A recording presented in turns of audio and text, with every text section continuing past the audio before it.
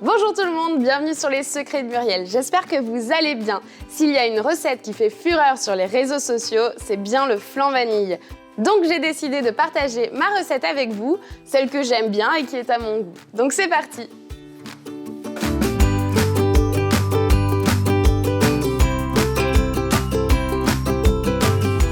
Et ça commence donc par une bonne pâte brisée et pour ça vous aurez besoin de farine T55, de beurre doux, de lait entier, d'un œuf et de sel. Alors je vous avais déjà montré une recette de pâte brisée au robot, c'était sur la recette de tarte tatin. Donc là on va la faire à la main, comme ça vous aurez les deux techniques. C'est très simple, je mets ma farine, je mets mon beurre froid en morceaux, mon sel. Et là, je viens sabler avec les doigts. Hop, c'est parti. Donc, j'écrase le beurre, vraiment. Le but, c'est qu'il n'y ait plus de gros morceaux de beurre et que ce soit bien mélangé à la farine. Donc là, je vais chercher la farine dans le fond, vraiment. Et j'écrase vraiment le beurre entre mes doigts. Donc là, quand le plus gros est fait, en fait, quand il n'y a plus de gros morceaux de beurre, je viens sabler du bout des doigts. Pour être sûr qu'il n'y ait plus de morceaux qui restent, voilà, délicatement, entre mes mains. Voilà, donc là, c'est bien sableux, en fait, hein, vous voyez, on dirait du crumble un petit peu. Donc là, maintenant, je vais ajouter le reste, du lait et un œuf. Parfait, et là, je continue de mélanger, du coup, pour avoir une pâte homogène.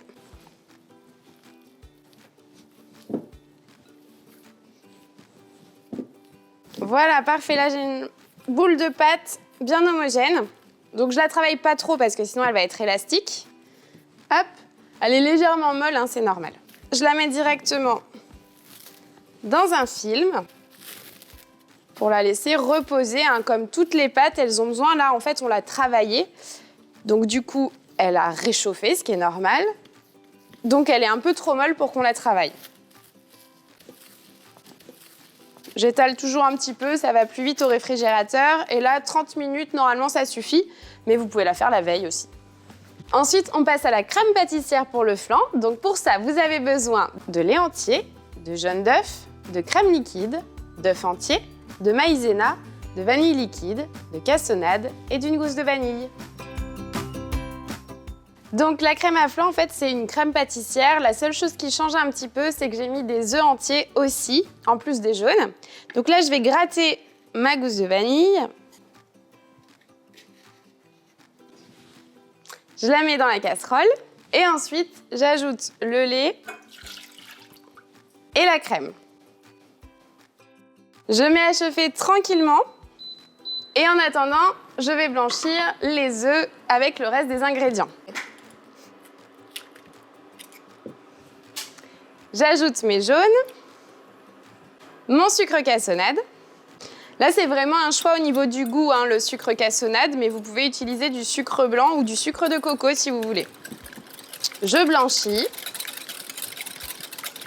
et j'ajoute la maïzena. Je mélange bien jusqu'à ce qu'il n'y ait plus de grumeaux, en fait.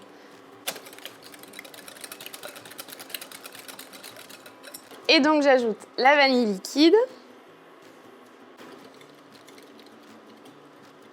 Mon lait est en train de bouillir, donc là, je verse directement dessus et je fouette en même temps.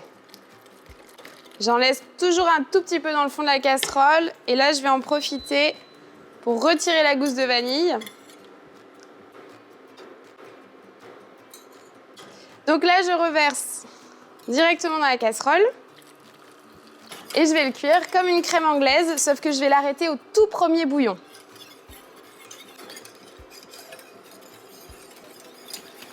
Donc là, plus vous cuirez lentement, en fait, plus la crème sera onctueuse et plus ça lui évitera de grainer surtout.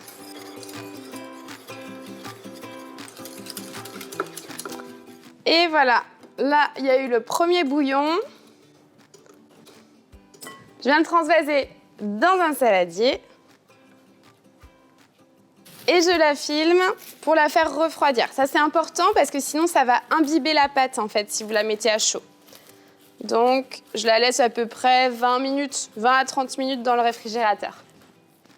Alors, on passe au fonçage de la pâte brisée. Donc, vous en faites pas si vous voyez des petits points sur votre pâte brisée, c'est normal, c'est la réaction du sel en fait qui vient récupérer l'eau qu'il a autour de lui. Donc, il n'y a aucun problème, c'est pas des bactéries ou je ne sais quoi. Donc, je mets un peu de farine, voilà. Et j'étale, donc toujours en tournant ma pâte. Déjà, ça me permet d'avoir quelque chose de plus rond. Et ensuite, ça me permet d'être sûre qu'elle n'a pas collé en dessous. Vous allez voir, elle s'étale très facilement. C'est vraiment une pâte brisée que j'adore, que j'utilise aussi bien en salé qu'en sucré.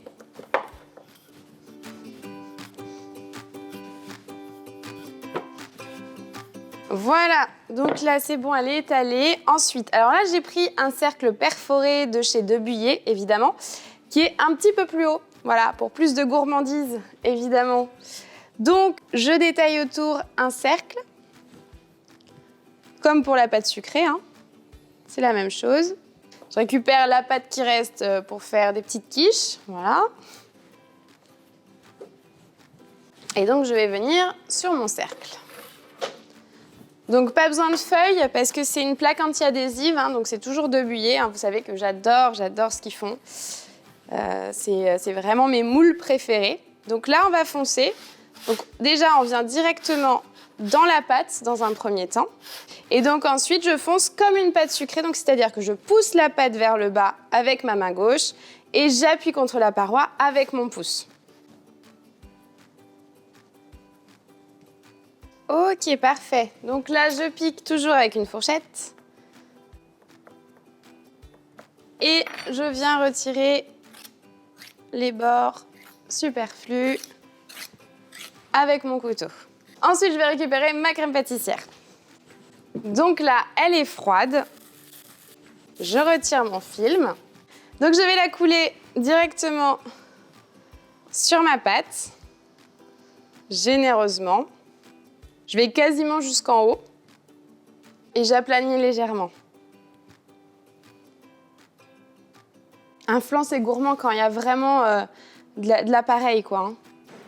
Et ensuite, j'enfonce directement à 180 degrés pendant 30 à 40 minutes. Ça va dépendre de la grosseur de votre flan.